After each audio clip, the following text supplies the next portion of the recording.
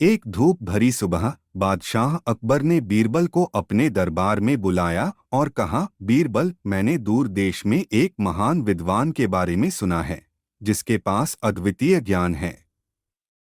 मैं उससे मिलना चाहता हूँ और उसकी बुद्धि से सीखना चाहता हूँ। मैं चाहता हूँ कि तुम भी मेरे साथ चलो इस यात्रा पर। बीरबल, जो अपनी तीव्र बुद्धि और चतुराई के लिए जाने जाते थे, बादशाह के अनुरोध पर सहमत हो गए।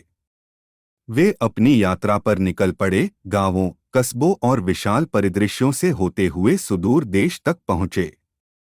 उनके आगमन पर सम्राट अकबर और बीरबल का उन लोगों ने स्वागत किया जिन्होंने उनकी प्रतिष्ठा के बारे में सुना था। राज्य के विद्वानों और बुद्धिजीवियों को अपने मेहमानों के सम्मान में एक भव्य सभा में आमंत्रित किया गया था। विद्वानों में गुरु विष्णु नाम के एक प्रसिद्ध शिक्षक थे, जो अपने विशाल ज्ञान और सबसे जटिल प्रश्नों का उत्तर देने की क्षमता के लिए प्रसिद्ध थे। सम्राट विद्वान की बुद्धि को चुनौती देने और उसके विरुद्ध अपनी बुद्धि का परीक्षण करने के लिए उत्सुक थे। सम्राट अकबर गुरु विष्णु के पास पहुंचे और कहा, महान विद्वान, मैं आपसे एक प्रश्न पूछने के लिए बहुत दूर से आया हूं। यदि आपने इसका सही उत्तर दिया तो मैं आपको अच्छा इनाम दूंगा, लेकिन यदि आप असफल होते हैं तो आपको सबसे बुद्धिमान विद्वान के रूप में अपना खिताब छोड़ना होगा। गुरु विष्णु, जो अपने आत्मविश्वासी आचरण के लिए जाने जाते थे, चुनौती स्वीकार कर ली। सम्राट द्वारा पूछा गया प्रश्न इस प्रकार था, दुनिया में सबसे बड़ी शक्ति क्या है?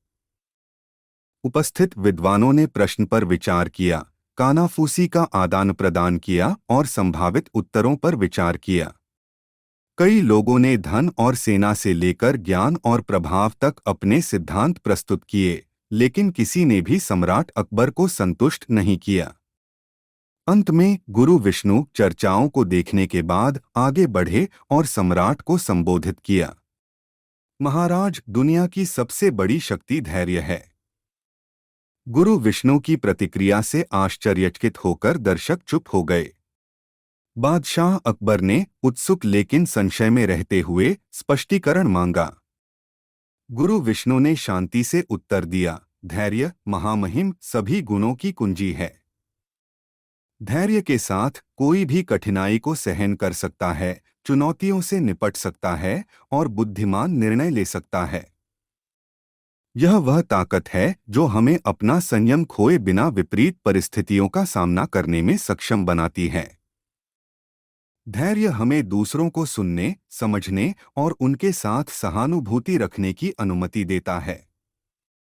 यह वह नींव है जिस पर महान उपलब्धियां बनाई जाती हैं। गुरु विष्णु के उत्तर की गहराई से प्रभावित होकर सम्राट अकबर ने उनकी बुद्धिमत्ता को स्वीकार किया और उन्हें उदारता से पुरस्कृत किया। फिर वह बीरबल की ओर मुड़े और पूछा, गुरु विष्णु की प्रतिक्रिया पर आपकी क्या राय है, बीरबल?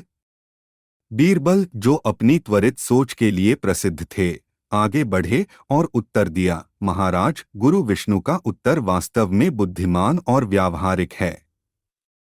हालांकि अगर मैं एक अलग दृष्टिकोण पेश कर सकता हूं, जबकि धैर्य निस्संदेह एक महान शक्ति है, यह ज्ञान के बिना बेकार है। बादशाह और दर्शकों ने उत्सुकता से बीरबल की ओर देखा। बीरबल ने आगे कहा, ज्ञान महाराज वह नींव है जिस पर धैर्य का निर्माण होता है। यह ज्ञान के माध्यम से है कि हम दुनिया की, दूसरों की और खुद की समझ हासिल करते हैं। ज्ञान हमें सूचित निर्णय लेने, अपने से सीखने की शक्ति देता है। गलतियां और चुनौतियों का सामना करने में धैर्य रखना। ज्ञान के बिना धैर्य निष्क्रियता या गलत कार्यों को जन्म दे सकता है। इसलिए मेरा मानना है कि ज्ञान सबसे बड़ी शक्ति है। बादशाह अकबर बीरबल की चतुराईपूर्ण प्रतिक्रिया की सराहना करते हुए मुस्कुराए। उन्होंने धैर्य और ज्ञान के साथ साथ काम करने के महत्व को समझते हुए गुरु विष्णु की बुद्धि और बीरबल के दृष्टिकोण दोनों को स्वीकार किया। बादशाह अकबर के दरबार की कार्यवाही चल रही थी। तभी एक दरबारी हाथ में शीशे का एक मर्तबान लिए वहां आया। क्या है इस मर्तबान में? पूछा बादशाह ने। वह बोला, इसमें रेत और चीनी का मिश्रण है। वह किस लिए? फिर पूछा अकबर ने। माफी चाहता हूँ हुजूर, दरबारी बोला, हम बीरबल की काबिलियत को परखना चाहते हैं। हम चाहते हैं कि वह रेत से चीनी का दाना दाना अलग कर दे। बादशाह अब बीरबल से मुखातिब हुए। देख लो बीरबल, रोज ही तुम्हारे सामने एक नई समस्या रख दी जाती है। वह मुस्कराए और आगे बोले, तुम्हें बिना पानी में घोले इस रेत में से चीनी को अलग करना है। कोई समस्या नहीं जहांपना, बोला बीरबल, यह तो मेरे बाएं हाथ का काम है। कहकर बीरबल ने वह मर्तबान उठाया और चल दिया दरबार से बाहर। बाकी दरबारी भी पीछे थे। बीरबल बाग में पहुंचकर रुका और मर्तबान से भरा सारा मिश्रण आम के एक बड़े पेड़ के चारों ओर बिखेर दिया। यह तुम क्या कर रहे हो? एक दरबारी ने पूछा। बीरबल बोला, यह तुम्हें कल पता चलेगा। अगले दिन फिर वे सभी उस आम के पेड़ के निकट जा पहुंचे। वहां अब केवल रेत पड़ी थी। चीनी के सारे दाने चींटियां बटोरकर अपने बिलों में पहुंचा चुकी थीं। कुछ चींटियां तो अभी भी चीनी के दाने घसीट कर ले जाती दिखाई दे रही थीं। लेकिन सारी चीनी कहाँ चली गई? पूछा एक दरबारी ने। रेत से अलग हो गई, बीरबल ने उसके कान में फुसफुसाते हुए कहा। सभी जोरों से हंस पड़े। बादशाह अकबर को जब बीरबल की चतुराई ज्ञात हुई तो बोले, अब तुम्हें चीनी ढूंढनी है तो चींटियों के बिल में घुसना होगा। सभी दरबारियों ने जोरदार ठहाका लगाया और बीरबल का गुणगान करने लगे।